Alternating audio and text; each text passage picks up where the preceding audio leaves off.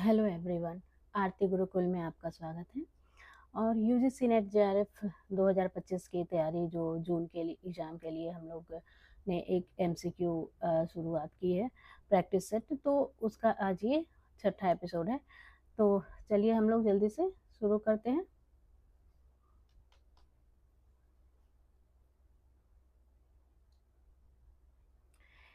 इन महाकाव्यों को बढ़ते हुए रचना काल के क्रम से सुनिश्चित कीजिए।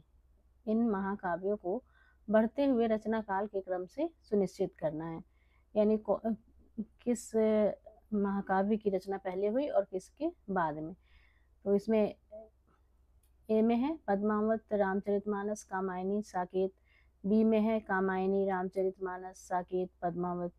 सी में है पद्मावत, रामचरितमानस, साकेत, कामायनी। और डी में है साकेत, कामायनी, रामचरितमानस, पद्मावत। तो आप बताइएगा इसका सही उत्तर क्या होगा। इसका सही उत्तर है पद्मावत, रामचरितमानस, साकेत और कामायनी। 1540 में पद्मावत की रचना हुई थी और उसके बाद ये बाकी सारे रामचरितमानस, साकेत और कामायनी की रचना हुई। इनमें से सही विकल्प का चयन कीजिए। ये है एक असर्शन और रीजन का ये प्रश्न है। असर्शन में है लिखा कि सरस्वती पत्रिका के माध्यम से आचार्य महावीर प्रसाद द्विवेदी ने खरी बोली हिंदी को काव्य भाषा पद पर प्रतिष्ठित किया और ब्रज भाषा में काव्य रचना पूर्णतः समाप्त हो गई। रीजन है ब्रज भाषा भक्ति काल एवं रेति काल की ही नहीं अपितु आधुनिक काल के प्रथम चरण भारतेंदु युग में भी काव्य भाषा रही। कालांतर में द्विवेदी युग एवं छायावादी युग में खरी बोली काव्य भाषा बन गई। अब इसमें से आपको बताना है कि ए और आर सही है या ए अंशतः सही और आर पूर्णतः सही है, ए और आर गलत है या ए गलत और आर सही है। तो इसमें आपको सही उत्तर बताना है। सही उत्तर क्या होगा, ध्यान से इन दोनों को पढ़ करके, दोनों पंक्तियों को ध्यान से पढ़ के जवाब देना है। सही उत्तर है कि ए अंशतः सही है और आर पूर्ण रूप से सही है। इन कवियों को आरोही क्रम में व्यवस्थित करना है। पंत, हरिऔध, अज्ञेय, श्रीधर पाठक। तो बी है हरिऔध, श्रीधर पाठक, पंत, अज्ञेय। सी है अज्ञेय, हरिऔध, पंत, श्रीधर पाठक। डी है श्रीधर पाठक, हरिऔध, पंत, अज्ञेय। इनके जन्म वर्ष के अनुसार इनको बढ़ते हुए क्रम में इनको बताना है आपको। सही उत्तर क्या होगा, सही उत्तर है श्रीधर पाठक, हरिऔध, पंत और फिर अज्ञेय। सही उत्तर का इसमें भी है, चयन दिए गए विकल्पों से करें। ये भी असर्शन और रीजन का प्रश्न है। खरी बोली की कविता में लाक्षणिकता का समावेश छायावादी काव्य में प्रमुखता से हुआ। यद्यपि ब्रज भाषा को लक्षक एवं व्यंजक बल को घनानंद बखूबी जानते थे, जो रीतिकाल की रीतिमुक्त धारा के कवि थे। इसका रीजन है लाक्षणिक भाषा का प्रयोग हिंदी काव्य में केवल छायावादी कवियों ने किया, क्योंकि अन्य कवि लक्षणा और व्यंजना से परिचित ही नहीं थे। तो इसका सही उत्तर क्या होगा, ए और आर सही है। ए सही, आर गलत, ए और आर दोनों गलत, ए और आर अंशतः सही। ये चार ऑप्शन दिए गए हैं, आपको बताना है इनमें से सही उत्तर क्या होगा। सही उत्तर है ए सही, आर गलत, यानी कि इसका जो असर्शन है ये सही है, लेकिन जो रीजन दिया गया है ये गलत है। इन पुस्तकों को रचना काल की दृष्टि से आरोही क्रम में व्यवस्थित करना है, यानी कि बढ़ते हुए क्रम में। सूरसागर, पृथ्वीराज रासो, संदेश रासक, प्रिय प्रवास। पृथ्वीराज रासो, सूरसागर, प्रिय प्रवास, संदेश रासक। सी है संदेश रासक, पृथ्वीराज रासो, सूरसागर, प्रिय प्रवास, या प्रिय प्रवास, पृथ्वीराज रासो, सूरसागर, संदेश रासक। तो इसका आपको सही जवाब देना है। सही जवाब है सबसे पहले संदेश रासक की रचना हुई, फिर पृथ्वीराज रासो, उसके बाद सूरसागर और अंत में प्रिय प्रवास। ये भी असर्शन और रीजन का प्रश्न है। राजभाषा अधिनियम के अंतर्गत यह व्यवस्था की गई है कि क श्रेणी के राज्यों को भेजे जाने वाले सभी पत्र हिंदी देवनागरी लिपि में भेजे जाएंगे। इस श्रेणी के राज्यों में गुजरात, महाराष्ट्र शामिल है। और रीजन ये बताया गया कि क श्रेणी के राज्य हिंदी भाषी हैं तथा उनकी राजभाषा भी हिंदी है, जबकि ख श्रेणी के राज्यों की राजभाषा हिंदी नहीं है, अपितु वहाँ प्रादेशिक भाषा को राजभाषा की मान्यता प्राप्त है। इसमें 4 ऑप्शन दिए गए हैं आपको, ए सही आर गलत, ए आंशिक सही आर पूरा सही, ए गलत आर सही, या ए और आर दोनों गलत। इसमें सही उत्तर दीजिएगा। जी हाँ, सही उत्तर है ए आंशिक सही और आर पूरा सही। भाषाओं को प्राचीन से नवीन क्रम में व्यवस्थित कीजिए। भाषाओं को प्राचीन से नवीन क्रम में व्यवस्थित करना है तो सबसे पहले कौन सी भाषा आई और उसके बाद कौन सी भाषा आई। तो इसमें सबसे पहले 4 ऑप्शन दिए गए हैं, जिसमें ए है संस्कृत, पाली, प्राकृत, अपभ्रंश। पाली, संस्कृत, अपभ्रंश, प्राकृत। प्राकृत, संस्कृत, पाली, अपभ्रंश। अपभ्रंश, पाली, प्राकृत और संस्कृत। तो इन चारों में कौन सा सही उत्तर होगा, जवाब दीजिएगा। ए है सही उत्तर। सबसे पहले संस्कृत, फिर पाली, उसके बाद प्राकृत और अंत में आता है अपभ्रंश। निम्न सूचियों को सुमेलित करना है। ये अपभ्रंश क्षेत्रीय रूप है और ये विकसित होने वाली बोली है। इसमें आपको सही जवाब बताना है। शौरसेनी अपभ्रंश की बोली कौन सी है, मागधी की बोली कौन सी है, अर्धमागधी की बोली कौन है और पैसाचे की बोली कौन सी है। तो इसका सही उत्तर होगा शौरसेनी अपभ्रंश की बोली है ब्रजभाषा। मागधी अपभ्रंश की बोली है मैथिली। अर्धमागधी अपभ्रंश की बोली है अवधी और पैसाची अपभ्रंश की बोली है पंजाबी। तो इसका सी इसका सही जवाब होगा।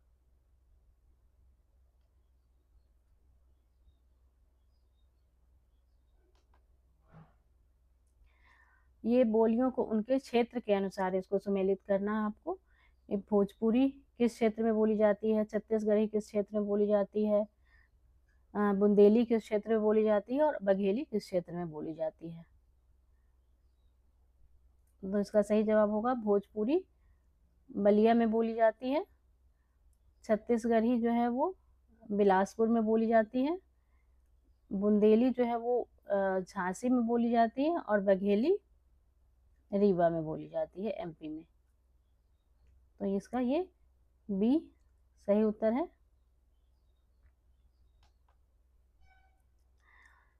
अभी इन बोलियों को उनकी उपभाषाओं में सुमेलित करना है कि वो किस उपभाषा से निकली हुई बोलियां हैं। तो ये बांगरू, बघेली, मेवाती और मैथिली है। तो सबसे पहले एक चीज तो सबको पता होता है कि ये मैथिली जो है वो बिहारी उपबोली से निकली हुई है। तो इस हिसाब से डी का 2 है। तो देखिए यहाँ डी का 2 सिर्फ एक जगह पे है ए में, तो इसका सही जवाब होगा ए। और बांगरू पश्चिमी हिंदी से निकली है, बघेली पूर्वी हिंदी से और मेवाती राजस्थानी से। ये इसका सही उत्तर है। भाषाओं को प्राचीन से नवीन क्रम में व्यवस्थित करना है। भाषाओं को प्राचीन से नवीन क्रम में व्यवस्थित कीजिए। सबसे पहले क्या होगा, सही उत्तर है इसका संस्कृत, पाली, अपभ्रंश और हिंदी। सबसे पहले होगा संस्कृत, फिर पाली, अपभ्रंश और फिर हिंदी। निम्न ग्रंथों को काल क्रमानुसार व्यवस्थित कीजिए। इन ग्रंथों को काल क्रमानुसार व्यवस्थित करना है कि कौन सबसे पहले हुआ और कौन फिर बाद में। वाल्मीकि रामायण, गाथा सप्तशती, बिहारी सतसई, रामचरितमानस, ये 4 है। तो आप इसका सही उत्तर बताइएगा। सही उत्तर है सबसे पहले वाल्मीकि रामायण, फिर गाथा सप्तशती, फिर रामचरितमानस और फिर बिहारी सतसई।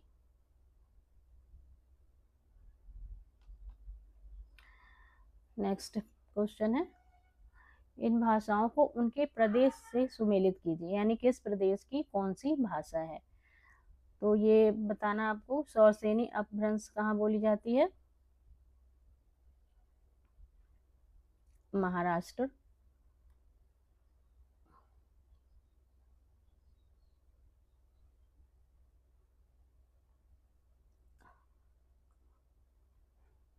सॉरी, ये गलत जवाब है।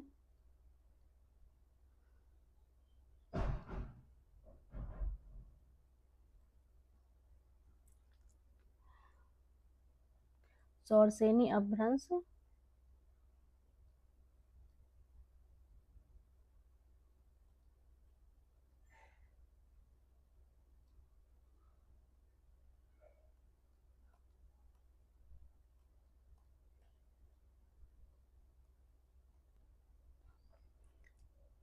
इसका सही उत्तर होगा ए का 1 है।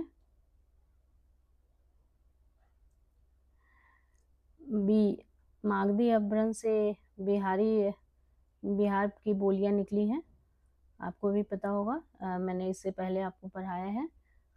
मैथिली, भोजपुरी और मगही, ये तीनों निकली हैं। और महाराष्ट्रीय अपभ्रंश से, महाराष्ट्र की नाम से ही ये पता चल जा रहा है। और पैशाची अपभ्रंश से ये कश्मीर की बोलियां यहाँ पे निकली है ये।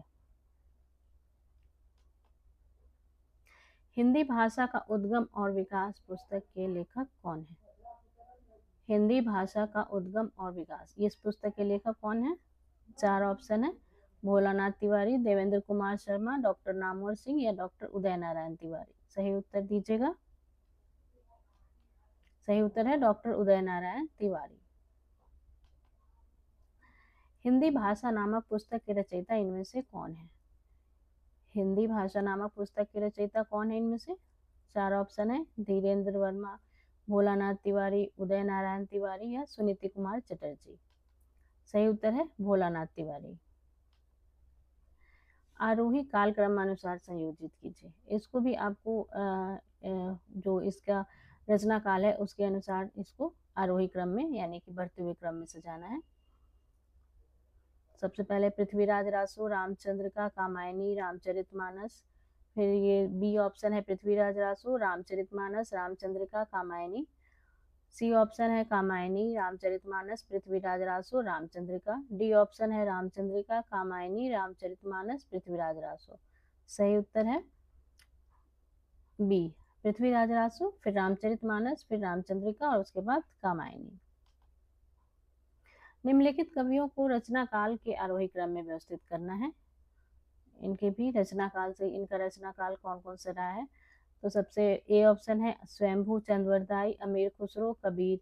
बी ऑप्शन है कबीर, अमीर खुसरो, स्वयंभू, चंद्रवरदाई। सी ऑप्शन है चंद्रवरदाई, कबीर, अमीर खुसरो, स्वयंभू। और डी ऑप्शन है पहले अमीर खुसरो, फिर स्वयंभू, फिर चंद्रवरदाई और कबीर। तो सही उत्तर क्या होगा इसका? ए सही उत्तर है। सबसे पहले स्वयंभू, फिर चंद्रवरदाई, फिर अमीर खुसरो और अंत में कबीर। हिंदी के प्रचार प्रसार में योगदान करने वाली इन संस्थाओं को उनके स्थापना काल के आरोही क्रम में व्यवस्थित की। और ये जो आरोही क्रम में व्यवस्थित करने वाली जितनी भी चीज़ें हैं, जो ये हमेशा एग्जाम में आता है। और इस तरह के प्रश्नों के लिए आपको सबसे ज़रूरी है कि इन चीज़ों को, जो भी ये प्रश्न में आपके आरोही क्रम में सजाने के लिए आ रहे हैं, तो उन सभी का रचना काल आपको ज़रूर से देखना है। उसको एक बार रिविज़न कर लीजिएगा कि कौन सी रचना किस काल में, सबका प्रकाशन वर्ष, लेखक हैं उन लेखकों का जन्म वर्ष, और जो उनका रचना करने का जो समय रहा है, वो सब भी आप ध्यान में ज़रूर रखिएगा। अब ये जैसे है, ये संस्थाएं हैं हिंदी के प्रचार प्रसार में योगदान करने वाली, तो इन सभी का जब तक समय याद नहीं होगा कि ये कब, इनकी स्थापना कब हुई थी, तो इनकी स्थापना का समय भी आपको ज़रूर याद रखना चाहिए। तभी आपको इस तरह के प्रश्नों का जवाब देने में आसानी होगी, क्योंकि ऐसे रटने से नहीं होगा। तो इसीलिए आप जो ये मैंने पढ़ा दिया है, तो इसको आप एक बार जा कर के इसको चेक कर लीजिएगा कि सबके रचना काल क्या क्या है। तो इससे जो है तो आपका एग्ज़ाम में आपके लिए बहुत ही सहूलियत हो जाएगी। इसका सही उत्तर है, सबसे पहले नागरी प्रचारणी सभा का की स्थापना हुई, उसके बाद हिंदी साहित्य सम्मेलन, फिर महाराष्ट्र राष्ट्र सभा, फिर बिहार राष्ट्र सभा परिषद की स्थापना हुई थी। इन समाचार पत्रों को प्रकाशन काल के आरोही क्रम में व्यवस्थित कीजिए। हिंदी प्रदीप, चांद, इंदु, हरिश्चंद्र मैगजीन, इसका प्रकाशन काल को आरोही क्रम में। तो आप समाचार पत्र, पत्रिकाएं, इन सब के भी प्रकाशन काल को जरूर याद रखिएगा। इसका सही उत्तर है, सबसे पहले हरिश्चंद्र मैगजीन, फिर हिंदी प्रदीप, उसके बाद इंदु और फिर चांद। निम्न पत्र पत्रिकाओं को प्रकाशन काल के आरोही क्रम में व्यवस्थित करना है। विशाल भारत, सरस्वती, कवि वचन सुधा और उदंत मार्तंड। सबसे पहले उदंत मार्तंड, कवि वचन सुधा, उसके बाद सरस्वती और फिर बाद में सबसे अंत में विशाल भारत। निम्न भाषाओं को उत्तर से दक्षिण के क्रम में व्यवस्थित करना है। कौन सी भाषा उत्तर की है फिर दक्षिण की? इसका सही उत्तर है हिंदी, तेलुगु, कन्नड़ और मलयालम। हिंदी पूरे उत्तर भारत में लगभग हिंदी बोली जाती है, उसके बाद तमिल में तेलुगु बोली जाती है, कन्नड़ कर्नाटक में और केरल में मलयालम, जो कि केरल भारत के नक्शे में सबसे नीचे है। निम्नलिखित बोलियों को उत्तर से दक्षिण के क्रम में संयोजित करना है। ये बोलियां, इससे पहले भाषा था और ये बोलियां हैं, तो इनको कैसे करना है? सबसे पहले होगा बांगरू, फिर बुंदेली, फिर मालवी और मैथिली।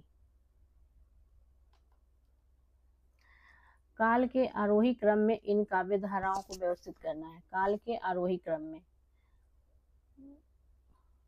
काव्य धारा, जैसे नवगीत काव्य धारा, प्रयोगवाद काव्य धारा है, प्रगतिवाद काव्य धारा और छायावाद काव्य धारा। तो कौन सी काव्य धारा पहले आई है और कौन सी बाद में, ये आपको इसमें इस हिसाब से आपको इसको आरोही क्रम में यानी बढ़ते हुए क्रम में लगाना है। तो सही उत्तर है सबसे पहले छायावाद, फिर प्रगतिवाद, फिर प्रयोगवाद और उसके बाद नवगीत।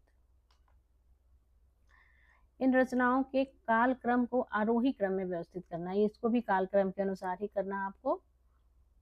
नूतन ब्रह्मचारी, चंद्रकांता, प्रेमाश्रम और सन्यासी। तो सबसे पहले है नूतन ब्रह्मचारी, फिर चंद्रकांता, फिर प्रेमाश्रम और फिर सन्यासी। अब इनको, ये व्यंजन है और इनके उच्चारण स्थान है, तो इसको आपको सही से लगाना है कि कौन सा व्यंजन का उच्चारण स्थान क्या होता है।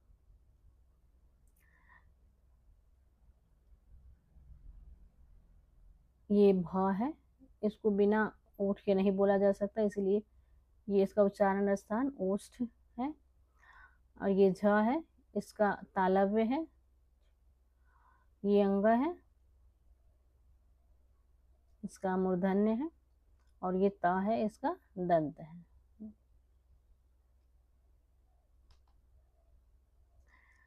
इनको भी सही कोड बताना है इनका, जैसे ये विकसित होने वाली बोली है और ये अपभ्रंश का क्षेत्रीय रूप है, तो ये कहाँ से है? इसका सही उत्तर क्या होगा? इसका सही उत्तर है मैथिली का मागधी अपभ्रंश, मराठी का महाराष्ट्रीय अपभ्रंश, पूर्वी हिंदी का अर्धमागधी अपभ्रंश और ब्रजभाषा का सौरसेनी अपभ्रंश। तो इसमें ये डी उत्तर सही होगा। अपभ्रंश की इन रचनाओं को रचनाकारों से सुमेलित करते हुए सही कोड का चयन कीजिए। किसके रचनाकार कौन है? तो कीर्ति पताका है, ये विद्यापति की रचना है। शब्दानुशासन, ये हेमचंद्र की रचना है। संदेश राशक, अब्दुल रहमान की रचना है। और पवम चरियो, ये स्वयंभू की रचना है। तो इस हिसाब से ये बी आंसर सही है। निम्न काव्य ग्रंथों को रचनाकारों की सूची से सुमेलित करते हुए सही कोड का चयन करना है। किसकी रचना कौन सी है? तो ये अनुराग बांसुरी है, नूर मोहम्मद की रचना है। चित्रावली उस्मान की रचना है। चंदायन मुल्ला दाऊद की रचना है। और हंस जवाहिर कासिम शाह की रचना है। इसका ये सी उत्तर सही होगा।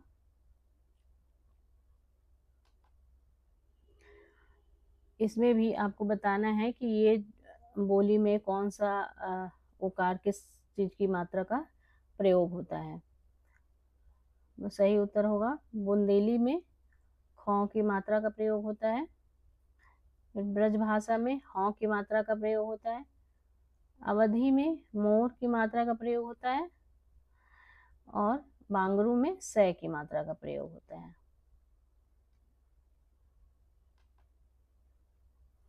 निम्नलिखित कहानियों को रचना काल के आरोही क्रम में व्यवस्थित करना है। यानी कि इन कहानियों के रचना काल के हिसाब से इसको बताना है आपको कि कौन सी कहानी पहले और कौन सी कहानी बाद में प्रकाशित हुई। सबसे पहले है नमक का दारोगा, खितिन बाबू, रानी केतकी की कहानी, मलबे का मालिक। तो इसमें सही उत्तर होगा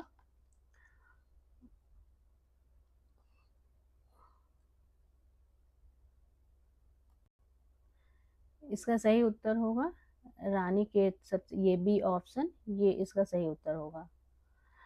रानी केतकी की कहानी सबसे पहले और नमक का दारोगा, खितिन बाबू और फिर मलबे का मालिक। रानी केतकी की कहानी को वैसे भी जो हिंदी साहित्य की कहानियों में सबसे प्रथम कहानी का स्थान प्राप्त है।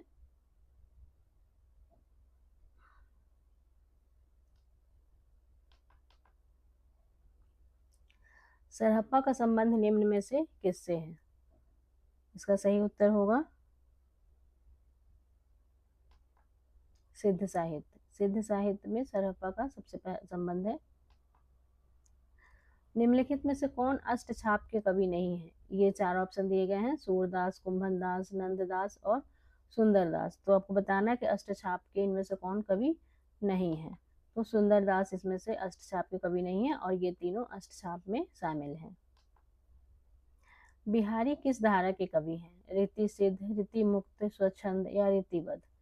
चार ऑप्शन दिए गए हैं, सही जवाब दीजिएगा। सही उत्तर है रीति सिद्ध। बिहारी रीति सिद्ध धारा के कवि हैं। प्रेमचंद किस प्रवृत्ति के उपन्यासकार हैं? प्रेमचंद तो इस चार ऑप्शन दिए गए हैं, आदर्शवादी, यथार्थवादी, आदर्शोन्मुख, यथार्थवादी, यथार्थोन्मुख, आदर्शवादी। तो सही उत्तर है आदर्शोन्मुख यथार्थवादी। अमृतलाल नागर के जीवनी परक उपन्यास खंजन नयन में किसके जीवन का चित्रण किया गया है? अमृतलाल नागर द्वारा लिखित जीवनी परक उपन्यास खंजन नयन में किसके जीवन का चित्रण किया गया है? वो सूरदास के जीवन का चित्रण किया गया है। और तुलसीदास के जीवन का चित्रण किसमें किया गया है?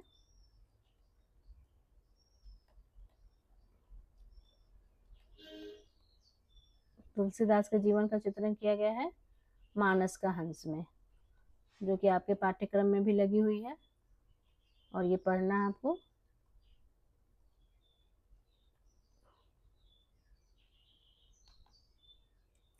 अंग्रेजी स्वच्छंदतावादी काव्य का प्रभाव हिंदी की किस काव्य धारा पर दिखाई देता है? चार ऑप्शन दिए गए हैं, प्रगतिवाद, प्रयोगवाद, छायावाद, नई कविता। सही उत्तर बताइएगा। सही उत्तर है छायावाद। छायावाद पर क्या प्रभाव है? अंग्रेजी स्वच्छंदतावादी काव्य का प्रभाव है छायावाद पर।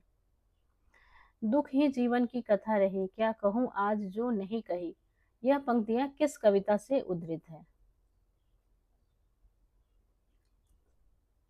चार ऑप्शन है इसमें, सरोज स्मृति, राम की शक्ति पूजा, तुलसीदास और कुकुरमुत्ता। और ये सही उत्तर है सरोज स्मृति। रस आखेटक के रचनाकार कौन है? रस आखेटक ग्रंथ के रचनाकार कौन है? कुबेरनाथ राय। निम्न में से कौन सी हरिशंकर प्रसाई की रचना नहीं है? चार ऑप्शन दिए गए हैं, विकलांग श्रद्धा का दौर, ठिठुरता हुआ गणतंत्र, प्रेमचंद के फटे जूते और जीप पर सवार इल्लियां। कौन हरिशंकर प्रसाई की रचना नहीं है? इसका सही जवाब है जीप पर सवार इल्लियां। ये हरिशंकर प्रसाद की नहीं, ये शरद जोशी की रचना है।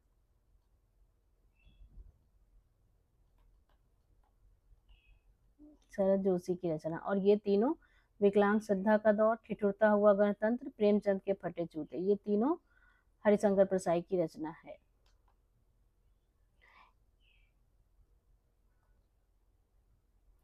एक बूंद सहसा उछली, ये किस विधा की रचना है? एक बूंद सहसा उछली। यात्रा वृत्तांत है, संस्मरण है, रेखा चित्र है या निबंध है? इसका सही उत्तर क्या है? इसका सही उत्तर है ये यात्रा वृत्तांत है। और इसके लेखक कौन है ये आप कमेंट बॉक्स में जवाब दीजिएगा कि एक बूंद सहसा उछली, इस रचना के लेखक कौन है। आलोचक के मुख से किस आलोचक के व्याख्यानों का संकलन है? आलोचक के मुख से ये किस आलोचक के व्याख्यानों का संकलन है? 4 ऑप्शन दिए गए हैं, नंदुलारे वाजपेयी, रामस्वरूप चतुर्वेदी, नामवर सिंह या प्रभाकर श्रोत्रिय। सही उत्तर है नामवर सिंह। नामवर सिंह के व्याख्यानों का संकलन है आलोचक के मुख से। समय देवता किस कवि की कविता है? 4 ऑप्शन दिए गए हैं, केदारनाथ अग्रवाल, नागार्जुन, माखनलाल चतुर्वेदी या नरेश मेहता। सही जवाब दीजिएगा। इसका सही उत्तर है नरेश मेहता। समय देवता नरेश मेहता की कविता है। ऑफ ग्रामेटोलॉजी, इसके लेखक कौन है? ऑफ ग्रामेटोलॉजी के लेखक कौन है? 4 ऑप्शन है, Jack Derrida, Richard Rorty, Fredric Jameson, Paul de Man. सही उत्तर क्या है? इसका सही उत्तर है जैक देरिडा। निम्नलिखित में से कौन मार्क्सवादी आलोचक नहीं है? 4 ऑप्शन दिए गए हैं, शिवदान सिंह चौहान, शिव कुमार मिश्र, प्रकाश चंद्र गुप्त या रामस्वरूप चतुर्वेदी। इनमें से कौन है जो मार्क्सवादी आलोचक नहीं है? ये रामस्वरूप चतुर्वेदी। और मैंने कई बार आपको कहा है कि इस तरह के प्रश्नों में आपको एक नहीं कई प्रश्न छुपे होते हैं। अब जैसे यहाँ पे ये पूछा गया कौन मार्क्सवादी आलोचक नहीं है, तो इसका जवाब आपने दे दिया कि रामस्वरूप चतुर्वेदी नहीं है। लेकिन यहाँ हमें एक और प्रश्न का जवाब मिलता है कि ये तीनों, शिवदान सिंह चौहान, शिव कुमार मिश्र और प्रकाश चंद्र गुप्त, ये तीनों मार्क्सवादी आलोचक हैं। मेरे राम का मुकुट भीग रहा है, ये किसकी रचना है? 4 ऑप्शन दिए गए हैं, विद्यानिवास मिश्र, विष्णुकांत शास्त्री, कुबेरनाथ राय या गुलाब राय। सही उत्तर क्या होगा? विद्यानिवास मिश्र। और ये आपके पाठ्यक्रम में लगी हुई रचना है, मेरे राम का मुकुट भीग रहा है। एक ललित निबंध इसको कहा जाता है।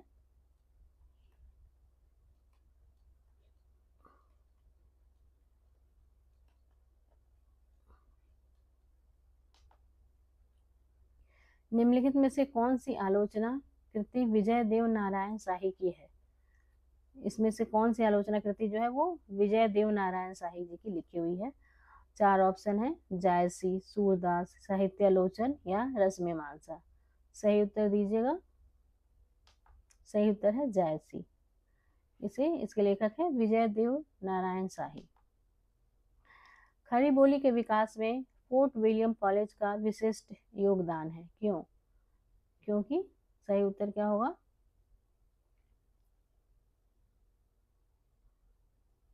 तो इसमें 3 ऑप्शन दिए हैं और यहाँ पे आपको बताया गया है कि क्या होगा। जैसे कि ये है कि अंग्रेजों ने खड़ी बोली के विकास को प्रमुखता दी, खड़ी बोली के प्रशिक्षण से विविध साहित्यिक विधाओं में सृजन हुआ, खड़ी बोली में साहित्य लेखक युग की आवश्यकता थी। तो यहाँ पे लिखा ए और बी सही, सी गलत, ए और सी सही, बी गलत, बी और सी सही, ए गलत, सी सही, ए और बी गलत। तो इन चारों में आपको कौन सा सही जवाब लग रहा है? इसका ये सही जवाब होगा कि ए और सी सही है और बी गलत है, यानी कि ये ए और सी सही है और ये बी जो है वो गलत है। ब्रज भाषा में गीतात्मकता स्वाभाविक रूप से आ जाती है, बी दिया हुआ है यहाँ पे। ब्रज भाषा में पुरुष वर्णों का अभाव है और आपको यहाँ 4 ऑप्शन दिए गए हैं, लिखा हुआ कि ए और बी दोनों सही, ए आंशिक सही, बी सही, ए और बी दोनों गलत, ए सही, बी आंशिक सही। तो इसमें से सही जवाब क्या होगा ये बताइए। सही जवाब है कि ए आंशिक सही है और बी पूर्णतः सही है। ब्रज भाषा में गीतात्मकता स्वाभाविक रूप से आ जाती है, ये बात आंशिक रूप से सही है। और बी है कि ब्रज भाषा में पुरुष वर्णों का अभाव है, ये सही है। नई कविता में नए मनुष्य की प्रतिष्ठा हुई। नई कविता में व्यक्त मनुष्य का द्वंद्व है, ये अंशतः आयातित है। तो इसमें से कौन सही उत्तर होगा? ए और बी दोनों सही, यानी कि ये जो दोनों कथन है ये दोनों ही सही है। छायावाद की निम्नलिखित विशेषताएं हैं। 4 ऑप्शन दिए गए हैं। आत्मानुभूति की अभिव्यक्ति, साम्राज्यवाद के प्रति विद्रोह, सौंदर्य के प्रति अत्यधिक आकर्षण, छायावाद रहस्यवाद का पर्याय है। तो इसमें से ये 4 ऑप्शन दिए गए हैं। ऑप्शन ए में है कि सभी सही है, यानी कि ये सारी बातें सही है। ऑप्शन बी में है कि ए सी डी सही है और बी आंशिक सही है। ऑप्शन सी में है कि सी आंशिक सही है और ए बी डी सही है। इस तरह ऑप्शन डी में है कि ए बी सी सही है और डी आंशिक सही है। तो सही उत्तर क्या होगा? सही उत्तर है डी, ए बी सी सही है और डी जो है वो आंशिक सही है, यानी कि ए बी और ये डी ये तीनों सही है और ये डी जो है ये आंशिक सही है, यानी कि हम पूर्णतः ये नहीं कह सकते कि छायावाद रहस्यवाद का पर्याय है। तो ये प्रश्न समाप्त होते हैं यहीं पे। और आपको मेरा ये वीडियो कैसा लगा तो आप कमेंट करके ज़रूर बताइएगा। साथ ही अगर आपने अभी तक मेरे चैनल को सब्सक्राइब नहीं किया है तो प्लीज़ सब्सक्राइब कर लीजिए, वीडियो को लाइक कीजिए और साथ ही उन लोगों को शेयर भी कर दीजिए जो यूजीसी नेट की तैयारी करना चाहते हो फ्री में। तो उनके लिए ये वीडियो इम्पॉर्टेंट होगी। एक तरह से ये आपका मॉक टेस्ट हो जाता है। और जब भी आप ये वीडियो देखें तो मैं ये कहूँगी कि आप एक पेन और कॉपी लेकर के बैठे और साथ ही उसमें आप ये देखते जाएं कि कितने प्रश्नों को आपने सही उत्तर दिया है, मिलान करते जाएं। और उसके बाद मुझे कमेंट करके ज़रूर बताइएगा कि आपके इसमें से कितने प्रश्न सही हो रहे हैं। और तो इससे आपकी भी तैयारी हो जाएगी और मुझे भी अच्छा लगेगा और लगेगा कि हाँ आपने जो भी देखा है उसको सीरियसली लिया है। तो आज की क्लास यहीं पे ख़त्म हो जाती है और कल मैं फिर लेकर के आऊँगी आपके लिए ये 7वां एपिसोड इसका। तो चलते हैं, धन्यवाद।